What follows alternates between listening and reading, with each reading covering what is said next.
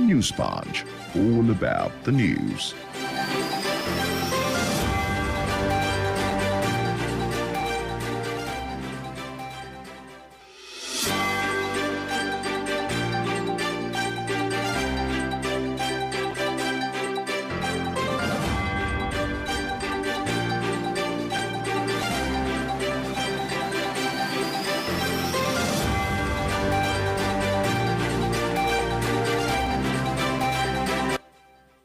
A very good morning to you, and thanks for staying with us on Diamond 88.7 FM, Ilori.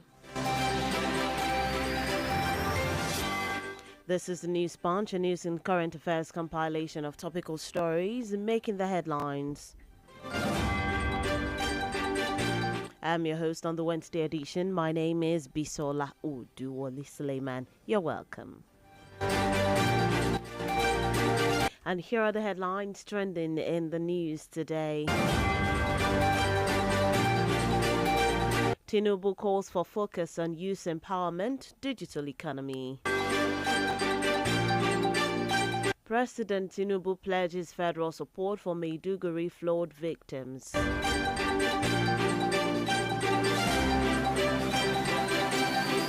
Still on the flood in Borno State, Tinubu orders evacuation of affected communities, pledges federal government support. Shetima visits Maiduguri, sympathizes with flood victims.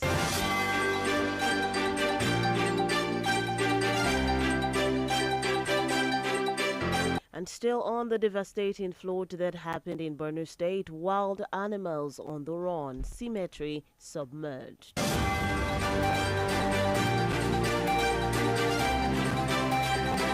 And moving on from that to Ajaro's arrest saga, DSS succumbs to pressure as NLC plans showdown.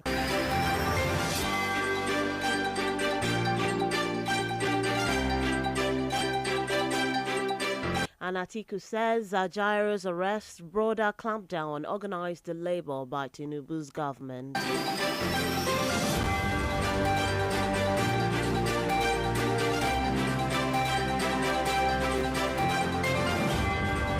We'll get him soon. Nigeria's defense chief vows to capture bandit leader Bello Turji.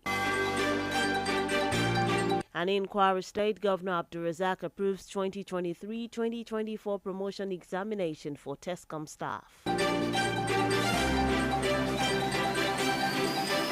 Moving on to Edo State, on the incoming polls, INEC okays mock accreditation assures residents of credible election. Representatives order JAM to remit 3 billion naira to federal government. ASU protests LASU lecturers' dismissal.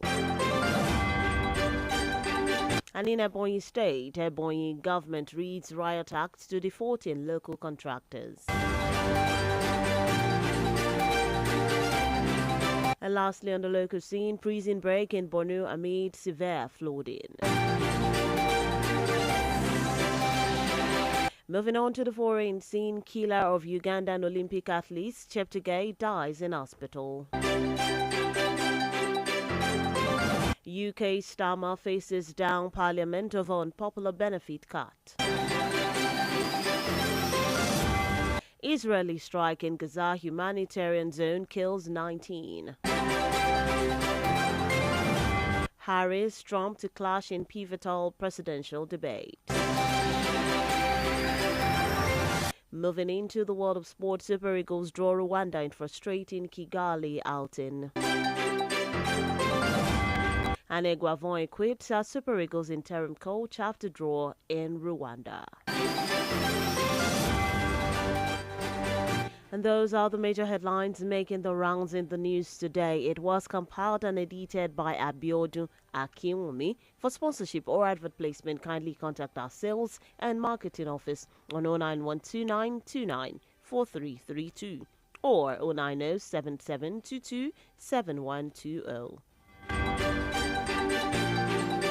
Coming up next is the Diamond Breakfast Show, where we discuss and have an in-depth analysis on some of the topical stories making the rounds in the news. Don't forget you can log on to our website to www.diamondfm.net to keep up to date with us, or follow all our social media pages at Diamond 87FM on Instagram and Facebook, and at Diamond FM Ilore on YouTube. You can also engage with us via these platforms. My name is Bisola Oduwole Suleiman. The Diamond Breakfast Show commences shortly. Do stay with us.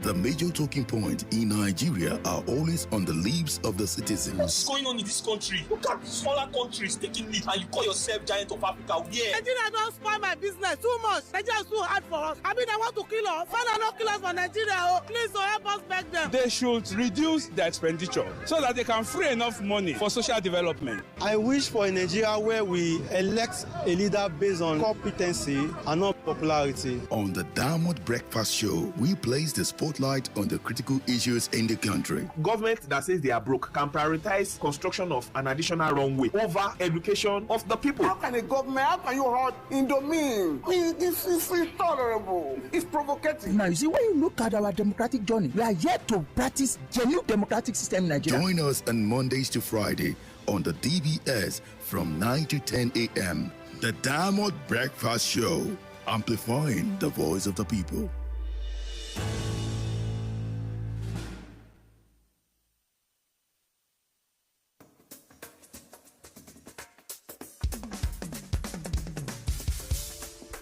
From the studios of Diamond 88.7 FM in Lorry, this is the Diamond Breakfast Show.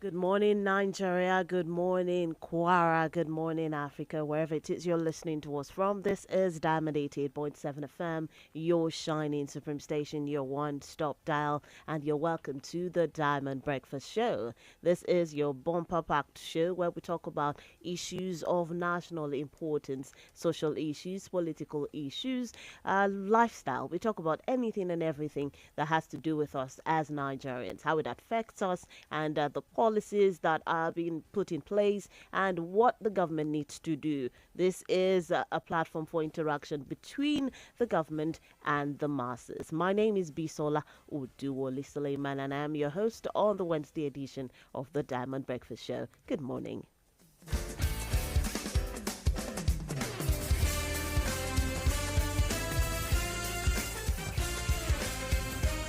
We have a couple of topical issues to discuss this morning, and as it is our usual practice here, we have a guest analyst in the building to help us dissect these issues, and then we also open up our platforms to you to also give your reactions and your contributions to the stories that we have brought forward.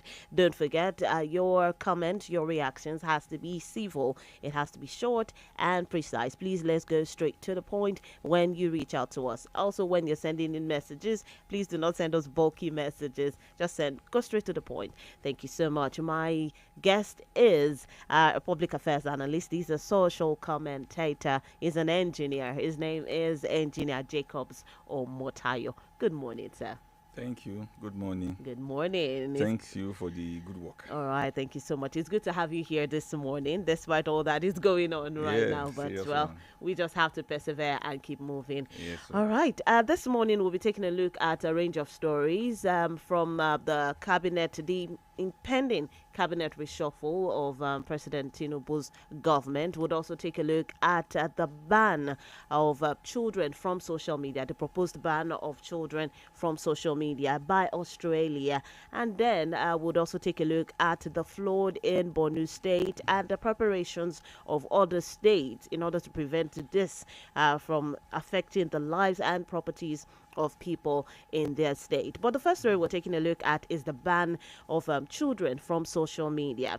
The government of Australia is set to become one of the first nations to establish a minimum age limit for children using social media, citing growing concerns about the impact on young people's mental and physical health.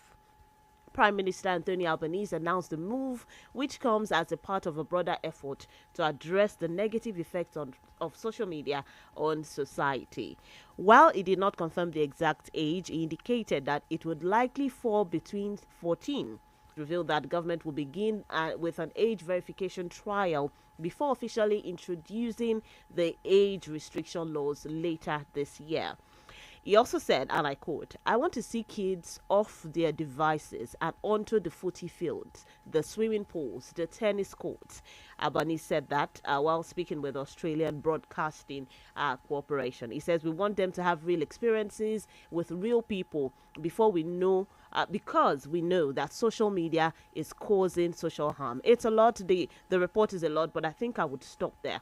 Now, let's take a look at this move by the Australian government. What do you think of it? Do you think it's something that would help curb the negative effects of social media that we now see in our society these days? And do you see the Nigerian government also towing this line? Because we go on social media every day and we see what these kids do. We see the kind of things that they're exposed to. Do you think it's a great move and it's something that should or could be adopted by the Nigerian government? Thank you very much, and I want to appreciate the listeners at home for creating time to hear us too. I want to say that for every technology, for every advancement, you will always find advantages and disadvantages in them. All right. I want to personally appreciate the Prime Minister for looking at it from the angle of the harm it is causing. The beauty of it is that you are privy to information.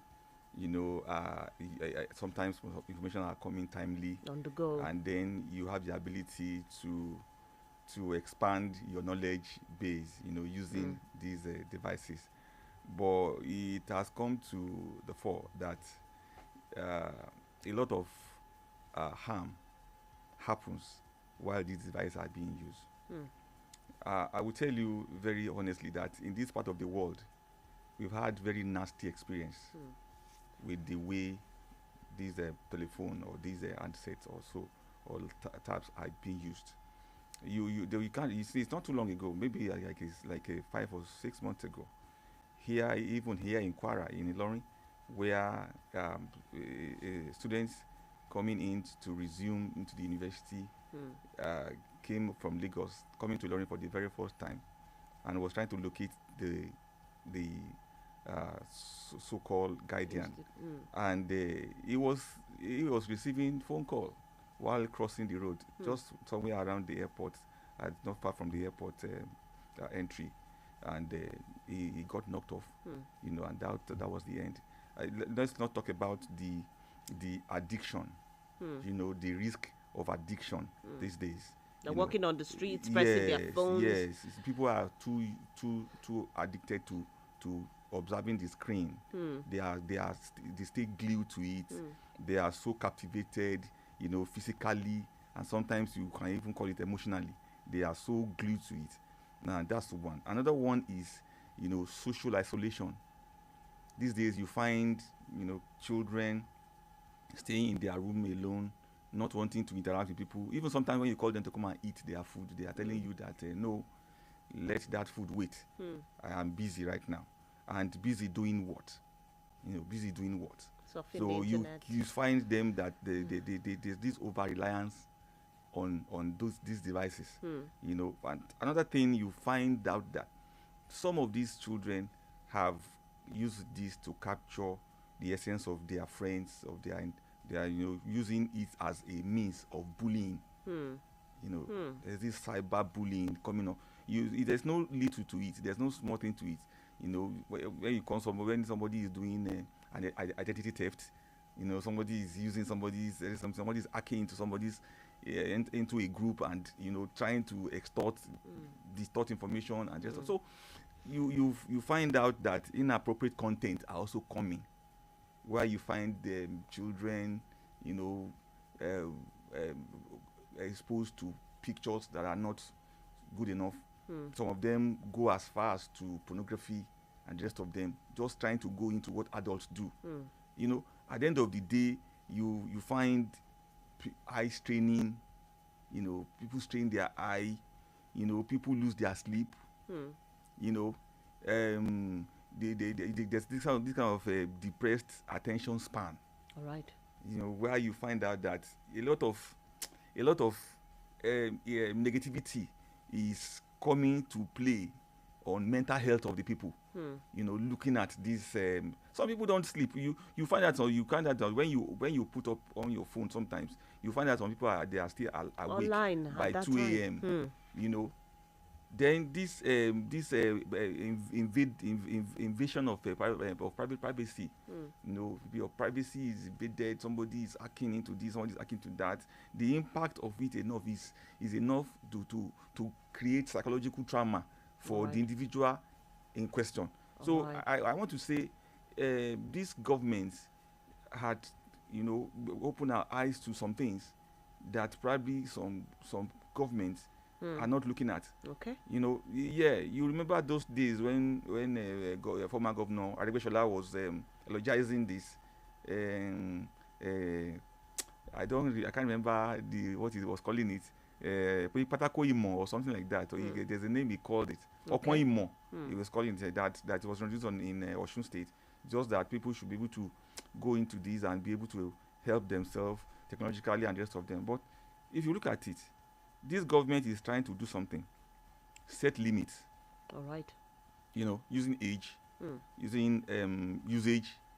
This government is trying to encourage physical activities outdoor, not indoor. Social interaction. Yes, social interaction, because it will affect the society in the nearest future. We've even seen cases of family members, parents and children sitting together, and no one is talking to each other. You know, they are all on their phones. There's no communication. It has to foster face-to-face, you know, socialization. It has to, you know, education of children about online safety and etiquette is also required. So there's supposed to be knowledge. There's supposed to be knowledge. There's supposed to be exposure to the good and the bad of using this. Whose duty is it to give them this exposure? Is it the school? Is it the parents? Is it through media? How are they supposed to get this exposure? We are doing one right now. Okay. This is advocacy, media advocacy to people. Then another thing is the parents themselves. Even if government is promulgating these laws and trying to peg age limit and the rest of them, what about the adults themselves? What are they projecting? What is in their what some people? I don't know why some people would password their phone. When you password your phone, you have made it something that you become so secretive that you can't give somebody your phone to use for 5 minutes. It's a very terrible lifestyle. You know, where you find people become extremely secretive of something. You after putting this password, you do this one that you have to draw all these lines. All that. There are all these shows that, like a 3-factor authentication. Yes, it shows how funny the individuals can be. What do you have in there that you think nobody can see or people cannot know? The only thing that is more important to me here is my transaction details when it comes to. And that could be the reason why some people also keep that. No. Yeah, so because of the kind of content. It goes beyond that with some people. All right. Now let's talk about the age limit. The government of Australia is looking at between 14 to 16. Do you think that is enough? What if Nigeria intends to adopt this? What age do you think children should be exposed to social media? We'd also talk about some of the criticisms of this particular move by the government. But what age limit or what age range do you think should be restricted from using social media? Well, it's relative, because if you talk about age now, you know, maturity comes with age. Being able to caution oneself also comes with age. So I would plead with the government to do a kind of critical analysis on this before pegging it. But if you ask me, I will tell you that it is relative. I can tell you that you see, when you look at the boy child and the girl child, you can their developmental phase and the ability to adapt is different. You see the girl child being very fast, being very sharp, sometimes different than the boy child. All right. Yeah, you find that the way they are moved to adoption is different. So when you look at it from that angle, you can say male, female, it has a different. But if you are looking at generally, I think age 16 is not bad. Age 16, a child enters into the university, just like we are trying to do. It's going to be 18 now. To peg between 16 and 18, and if somebody has the opportunity to put his thumb on the ballot paper to vote for candidate of his or her choice in an election, then we say this person is mature enough to take care of himself or take decision that will not be inimical to people and will be beneficial to himself. All right. Now, let's talk about some of the criticisms or some of the observations raised by digital rights advocates. They have said that these new restrictions may drive young people to hide their online activity, potentially leading to more dangerous behavior. Critics also argue that enforcing age limits could prove difficult. Now, let's take a look at this. People know this technology thing is some people know how to use it more than others, and some people know how to bypass certain things. Now, you put an age limit to something or to a particular, there are even some of these social media apps that will not allow you to register until you're a certain age, but we still see children who are underage on these apps. How do they do it? How do they bypass these security features? And that's one of the concerns. It's because you know that they are online that you want to block it. What if you do not know? What if they hide it? These are some of the potential challenges that we could face. That is very possible. I am not actually a digitally advanced person. I'm a local person from one local village somewhere. But I want to believe that with responsibilities, that is taken up by parents, by responsibility taken up by the society, and with the help of the network providers, I think we can achieve a lot. Using them and using the parents, and then using the society. But sometimes you see parents themselves are very careless with their devices. They drop these devices carelessly, and before you know it, it's missing. You can't find it. Somebody else is using it. Funny enough, I don't know. Somebody, these children, they are very funny. They will come silently to my Wi-Fi, open it, put a password, and use it. Exactly. I wonder, what is going on with this? What's happening here? You can still find out 3 people or 4 people using your without your knowledge. And exactly. So this is I think this is more of, if they are not online, it's much of parents guide. All right. You go to DSTV these days, you go to Star Times these days. There's this parental guide. Something. Sorry. Control. That is put on those things, and I think we need to encourage that too. Okay. These days, parents need to be careful how they drop their devices carelessly. All right, let's take some reactions right here. You can call us on 0913 655 6952 or 0800 887 887. Let's go on a quick break. When we come back, we'll be taking your reactions. You can also send us messages via SMS or WhatsApp 091 3655 6864. Do stay with us. Howdy, school owners and proprietors. The new school year is upon us, and we've got some exciting news for you. Diamond 88.7 FM is offering exclusive discounts on all school advertisements with the pay for 5, get 2 free promo. Interesting, right? Introduce your school to the world at the most competitive rate ever. With this promo, you enjoy 2 extra slots of adverts free when you pay for 5. To enjoy this offer, visit us at Diamond 887 FM, located at Plot 2, New Yidi Road, Irewole De, Ilorin, or call 091-2929-4332 or 090-7722-7120. Hurry now while offer lasts. Terms and conditions apply. Are you looking for a school for your child to grow? Look no further. We have got the perfect place to go. Our teachers are passionate and highly qualified. They will inspire your child to learn and thrive. Our schools are free. Your child will feel safe, happy, and strong. Let your child reach their full potential. Give them the education that is truly essential and competing with global schools. Enrollment is ongoing. Go to any government primary school closest to you and enroll your child in school. Kwara Lane. Every child counts. This message is brought to you by Kwara Lane.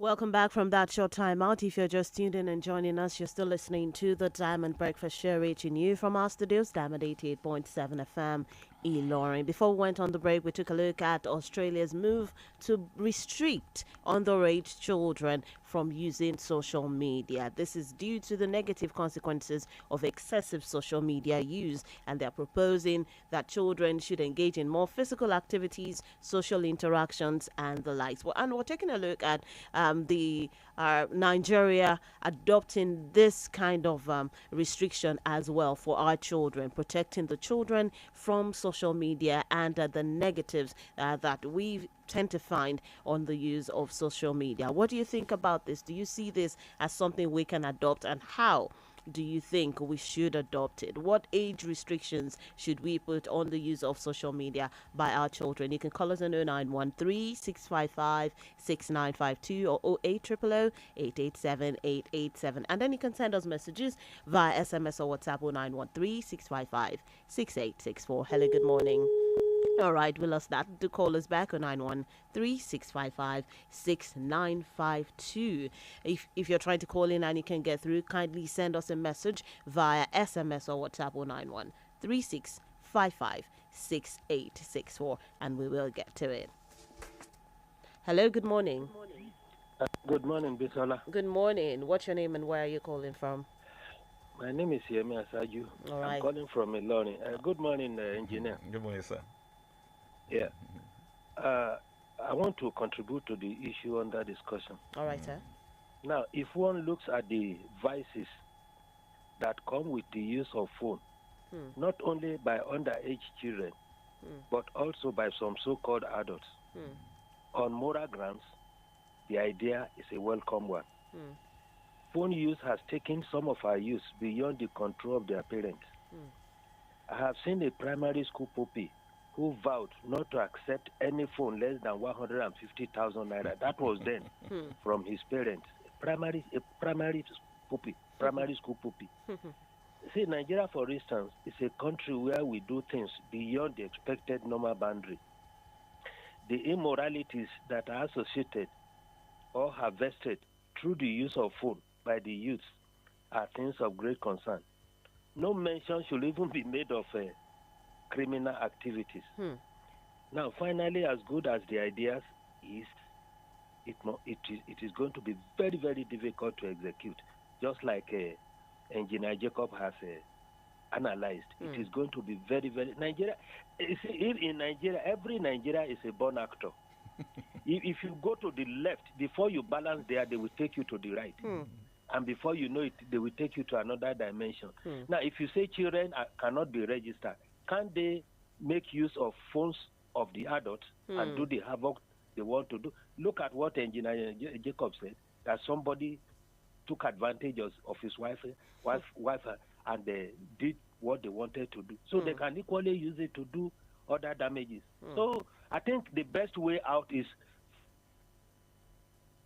Hello, sir. Hello, Mr. Yemi. Oh, all right. Please call us back. We would love to hear the best way out because we need a solution to this problem. It is becoming a menace in our society. This one here says it's a good step by the Australian government because in as much as the social media has a positive effect, the evil of the media, the social media, is more. It is better to have an age limit sometimes. When I see parents buying phones for their underage children, I feel sorry for them. It is better we adopt it. This is Adeyemo Aliyu from Ofa. 0913-655-6952 or 0800-887-887. While we wait to take more calls, let's quickly move on to the issue of flooding in Nigeria and the one that happened in Borno State. This particular flood has forced thousands of residents out of their homes and destroyed properties worth billions of naira. The Borno State government issued a high alert and closed down schools as the flood submerged homes before the Alau Dam eventually collapsed. That was yesterday morning. Now, residents were warned to evacuate their homes near Sanda Kiarimi Park after dangerous reptiles were flooded out of the zoo in the devastating overnight flood disaster in Maiduguri, the Borno State capital. The state government on Monday issued that alert and closed down the schools. Now, residents with several homes have been submerged, including the palace of the Shehu of Borno and government facilities as well. It also affected parts of the University of Maiduguri and the University of Maiduguri Teaching Hospital. Now, according to some residents, reptiles, including snakes, crocodiles, were seen in the flooded part of the water and after the zoo's fence collapsed. This is something very serious. The vice president has also visited Borno State after the incident. The government has also asked the government to evacuate people from that area and also provide support for people. But let's take a look at the proactiveness of the government when it comes to issues like this, when it comes to disasters like this. Sometimes some of these things, some of these damages can be controlled. But how do you see the government's reaction or actions towards this kind of disasters? Well, before that, I will tell you that it's a normal feature when you see reptiles, when you see a lot of dangerous animals, creeping around when there's flood like that, because they will come from the wild, from everywhere. Most of them the water will push them out. Yeah, but you see, the pain I used to feel when issues like these are happening is that when government is running to sympathize and empathize with people, that is not supposed to be the exact thing to be done. All right. We are not people that are prepared for eventualities. We just live our life as if everything will remain the way they are, forgetting that one day, someday, even the dams that we build, they have lifespan. The cement and sand you mix together that was well bonded have a lifespan. And if you have something that is standing against another, you have bodies of water standing against a barrier. You see, this thing that happened in Borno happened in other states of the north. Happened in UB, happened in somewhere in Sokoto and rest of them, because if there is any issue coming, having to happen from somewhere up the river, when the dam is open, when we have a disaster that you had an overblown dam, when you have bridge collapse and the rest of them, you find that a lot of volume of water will move down the stream. And what happened in Maiduguri is an embarrassment. It's an embarrassment to it should be an embarrassment to Nigeria. Maybe they don't see it like that, because going there to look at it and see it does not solve the problem, because there is no effective drainage system. So how do you collect excess water? When there is no green infrastructure, there is no ground cover. There are no enough conservation practice that is being done. There is no such like that. There is no flood control structures. That this is always the case. And this is a wake up call for us too in Kwara, because Kwara is also one of the flood prone areas. Exactly, I was about to mention that as well. You see, in Saint Climb, when you have a dam has number of years that it will take to be effective. Then you have to make provision to build another. If you look at our own here in Kwara, you look at the years that this dam was built, and if you ask them today, what preparation are they making for another to be built? So that when this expires, another can take the place. And this is built by a government some years ago. What is the plan of government towards building another in case we have issue with the one we are using currently? And this is exactly what happened in Borno, where you have a collapsed dam, and that dam emptied itself into the city. The city is completely submerged. Let me say like 50% submerged. And look at the danger it presents to the people themselves.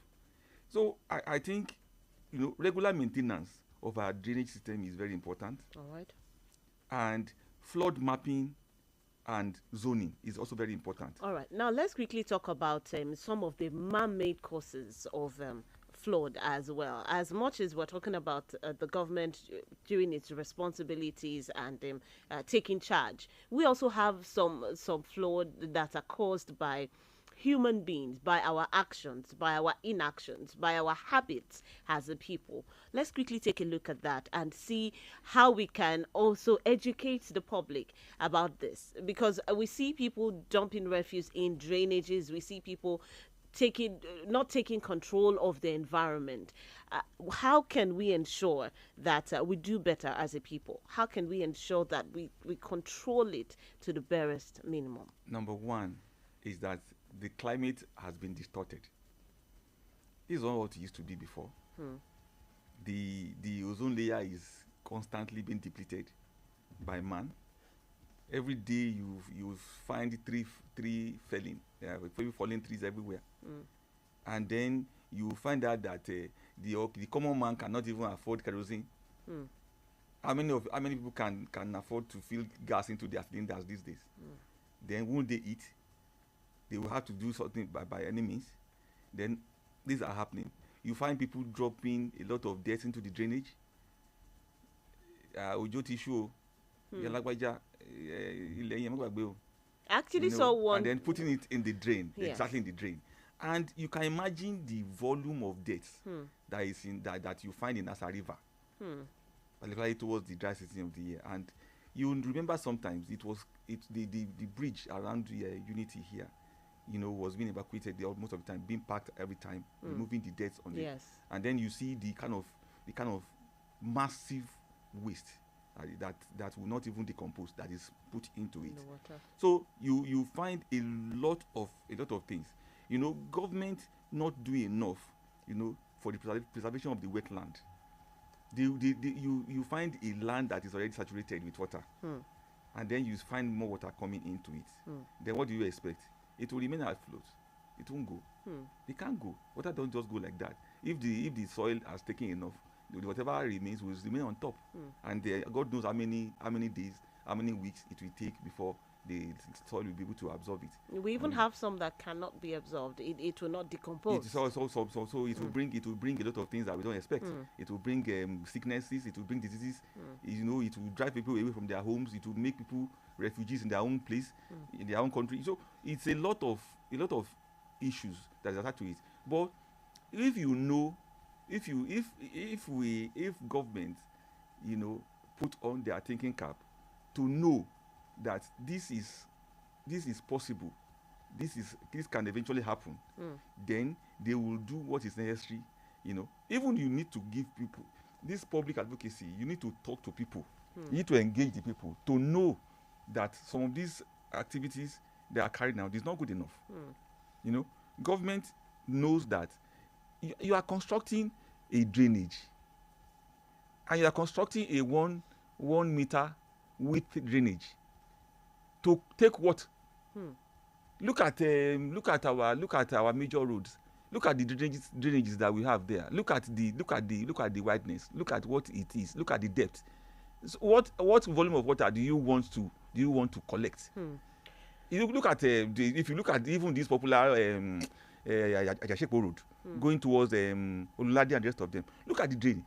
Look at how small we are jokers. We are not serious with some of these things. All right. Now, talking about drainages, let's also talk about drainages in our communities, on our streets. We see people build houses without drainages. A lot of the roads are terrible. Is it still the government's duty to come build drainages for people that live in these areas? Because as much as we're talking about the city, the major roads in the city, we should also talk about the streets, our environment, our roads in our areas. Let me tell you, most of the roads, most of the roads that links us to our streets and homes, they are not passable anymore.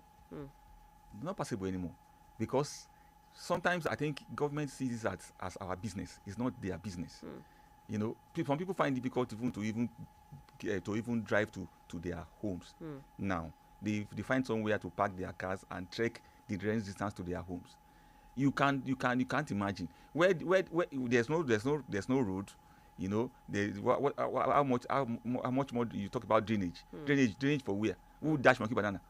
So it's just like that. There's no planning. All right. There's no planning. I call the town planning authority to wake up to their responsibility, to do the needful. Most of these people that you think they build homes and they build their houses and then their fence is almost on the road. What is the town planning authority doing about it? If something is not good, it's not good. If it's not right, it's not right. It's not right. So where were they when these structures have been erected? Some of these houses were they licensed to be built? If they are, so how did they go about doing it? And then who supervised it? All right, let's take some reactions right here. You can call us on 091 365 56952. Hello, good morning. Hello. Please turn down the volume of your radio. Yeah, Zanda, this is Abayomi from the line. All right, Abayomi, welcome to the show. Go ahead. Thank you, engineer in the studio. Thank you, sir. He has actually said the right thing, and that's just the pure truth. You see, when we are blaming the people that they did something, they did this, they did that, I always laugh. You see, where there is no law, there is no sin. Let me cite the example of one of the. There is a hotel at a disco there. That particular hotel blocked the drainage. But it was not removed because it's one of the powerful people that built it. And today, that erosion that passed that place has even destroyed the roads that is there. And we have so many examples like that. Why do we have leaders? It's to set things right. The people might misbehave. It is their responsibility as the leaders that we have given our mandate, given them the money, given them the authority, given them the security apparatus, given them everything they need to apprehend such people and teach them the right lessons. But when they are not doing it, when they themselves are the people that will violate the law, even before the citizens. And that's why I always question the patriotism of our so-called self-acclaimed leaders. Imagine the roads we are constructing in this century. Go and look at the drainage. Go and look at it. You need to think the way the people are thinking. You need to outsmart them. That's their job. What is the job of the town planning? What is the job of all these environmental? We use to call them when we are growing up. What is their job? I always, if I am the governor of the state, one day, I will just enter a street, beat every one of them. If we get to that level. Thank you. All right. Thank you so much. Well, I don't think the government will go around flogging people and beating them. But you can keep the calls coming in on 0913 655 6952 or 0800 887. This one says, good morning, the anchor and the guest. I watched the float in Maiduguri on social media this morning. The impact on the citizens in the state. Okay, the impact on the citizens of the city is devastating. I suggest all states in the country be on red alert to avoid similar occurrences in various states. Mr. Samuel from Airport Road, Ilorin. All right, and we have another one. All right, let's take this call first. Hello, good morning. Hello. All right, the call is back on 913 655 6952 or 887 887. This one says, good morning, Bisola and engineer. I am engineer Gamble from Tanke. I don't think it can work here. We don't have database for citizens. If we have database, as soon as any child applies on any app or site, their age restrictions will definitely decline access. So Nigeria cannot apply those restrictions. God bless Nigeria. All right, he's talking about the first topic. But we have the NIN and all other means of identification for Nigerians. Shouldn't that be a way to also, checkmate we have the these laws, things? but the laws will be put to effective use. Oh, effective use. All right, that's the word. Okay, keep the calls coming in 0913 655 6952 or 0800 887 887. Adeyemo Ali from Offa says, an average Nigerian is not concerned with his environment. The government is neglectful and Nigerians love breaking the law. Except we all change our attitudes. That's from Adeyemo Aliu. Thank you so much. You can call us in 0913 655 6952 or 0800 887 887. And then we quickly move on to the last story for the day. Keep it locked right here on Diamond 88.7 FM. Lauren, do not touch that dial. We will be right back.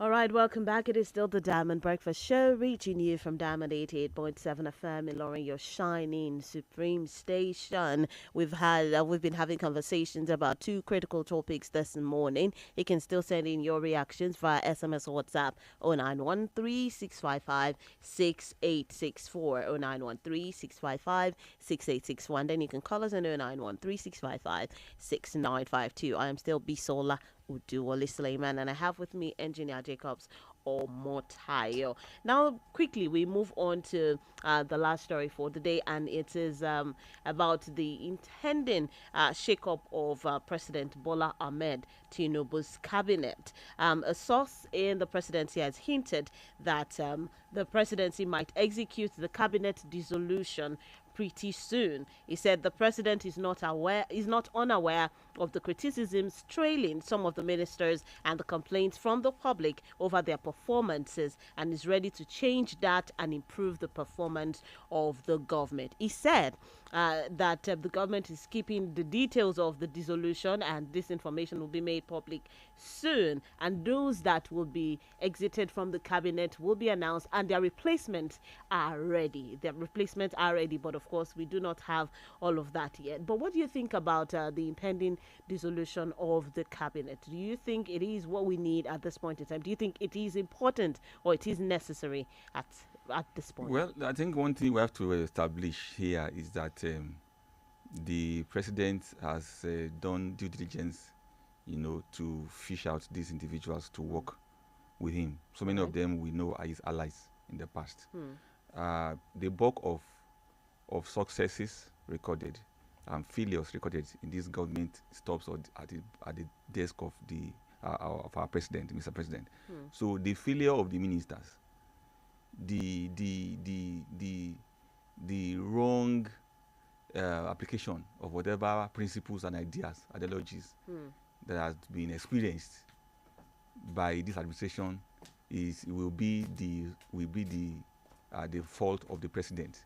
So the president I will also believe that I would have loved that the president keeps this to his chest, because the success of this cabinet is his success and the failure of this cabinet is his failure. So for him to, I feel that sometimes we overflog issues. There are some issues that shouldn't even come to the fore. Why do we don't need it at this time? All we need there now is that we want to see Nigeria work. We want to see Nigeria working. Now, isn't this one of the ways to make Nigeria work? If they are underperforming, if they are underperforming, of course, Mr. President have their credentials. He knows them. So if they have failed him, we don't need to know. He should change them.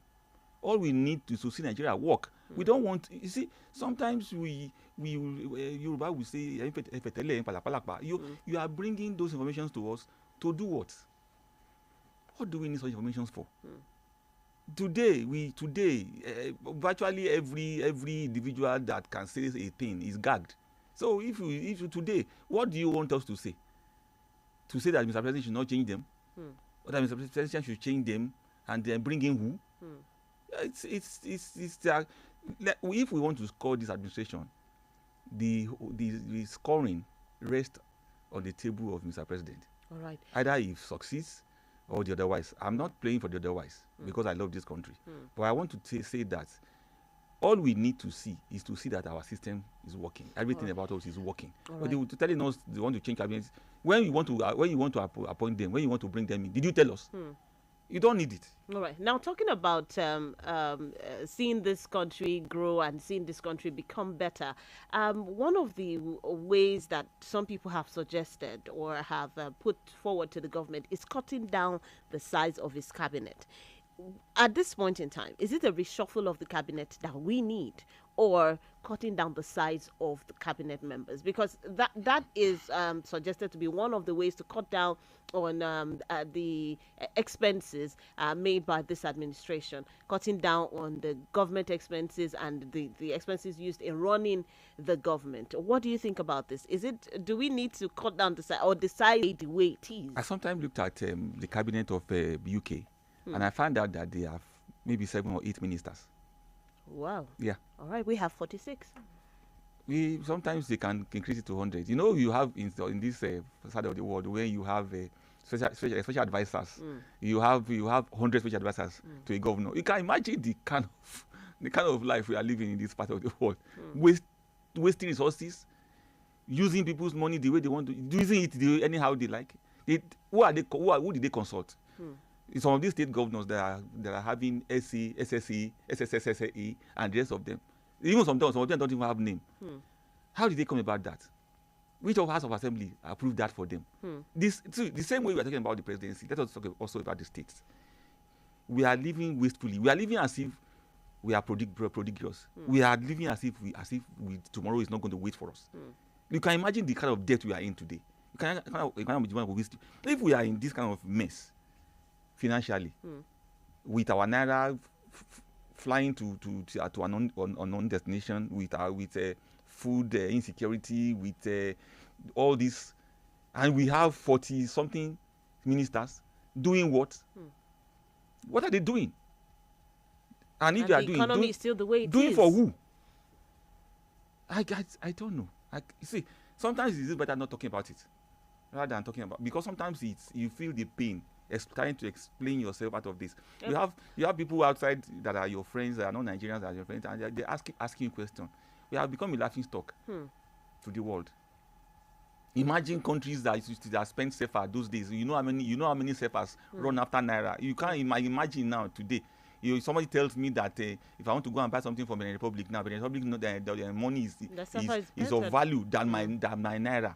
The naira, I knew what it was before. So what are we talking about? Talking about a cabinet in this time? You don't need. All right, Engineer Chico Sobotayo, we have reactions coming in. You can call us at 0913-655-6952 or 0800-887-887. This one says, Bisola and Engineer, I greet you once again. People are not to be blamed much on the environmental flooding. happening. All right, like Kwara State, rural beans are being taken away in most streets and in some areas. It was far from homes, and the waste bin lorries are not seen constantly. Imagine someone that killed chicken and the waste was kept in an apartment for many days due to unavailability of the beans. This could cause diseases too. The government should provide many beans, okay, that's the refuse beans, in the metropolis instead of punishing people indiscriminately. That's from Engineer Gamble. 091 3655 6952. This one says it is not shake up that matters to the public. The public does not need this info. Our concern is for the government to deliver. Having a bloated cabinet already, we need reduction, not shake up. The US has less than 15 ministers. Here we are with 46. Adeyemo Aliu from Offa Garage, or from Offa. Adeyemo Aliu also shares your sentiments as well. 091 3655 6952. Hello, good morning. Hello. Good morning. Good morning. What's your name and where are you calling from? My name is Mohammed. I'm calling from Mayankori. All right, Mohammed. Welcome. Go ahead. Thank you. I want to appreciate the engineer for his maturity on talking about Nigeria. It's sometimes when you hear these things, you feel so bad. What do we need now? Is it change of the shop of cabinet for what? What will be the impact on the economy? What will be the impact between you and I? Nothing. The government that blames the governors for questions that are not really relevant. Would they reduce the price of fuel? Would they increase the price of food stuff in the market? Would they improve your well-being and my well-being? No. We should talk of things that are more relevant, not trouble of cabinet. Thank you. All right, thank you so much. 0913 655 6952 or 800 887. That is the number to call. Let's see if we can take one more call before we wrap up. Hello. Good morning. Good morning. This is Godfrey from that journey. All right, go ahead, sir. Good to have God you. bless you. Please, you and our government, they should not forget us at Mumbo. No road, they not do whatsoever, and the road is bad. All I right. say they should All right. help us, All for right. God's sake. All right, thank you so gutter, much. Not do whatsoever. All right, thank Godfrey from you. that journey. Thank you so much, Mr. Godwin. I'm sure the government is listening. This is from David from Daniel Louis. There are two bodies that should be held responsible for proper planning, development, and sanitation and monitoring of erring people. Our governor has the capability to change the narrative in the state, and that is from David. Thank you so much, David. Engineer Jacobs and Motel, we need to go, but let me take your final thoughts on the topics we've treated today before we wrap up. Number one, we need to look at our drainage system. We need to look at how we connect them.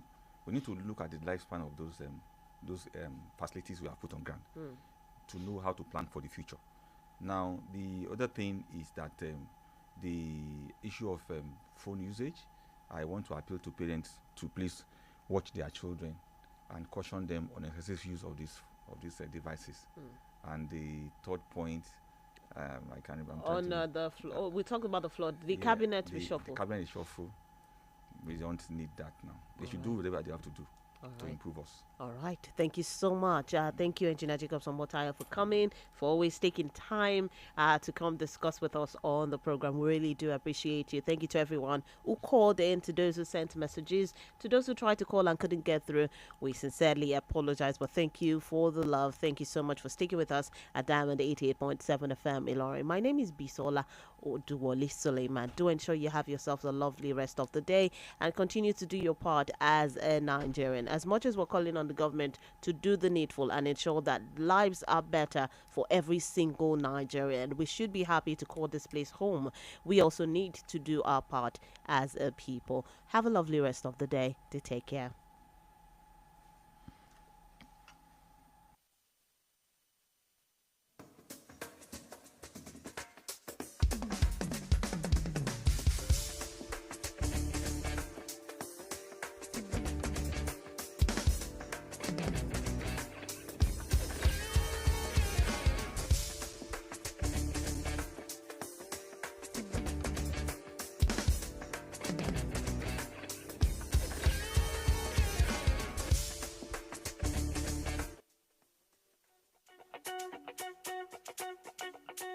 As you can see me, I'm have go, go fresh, go, no crock.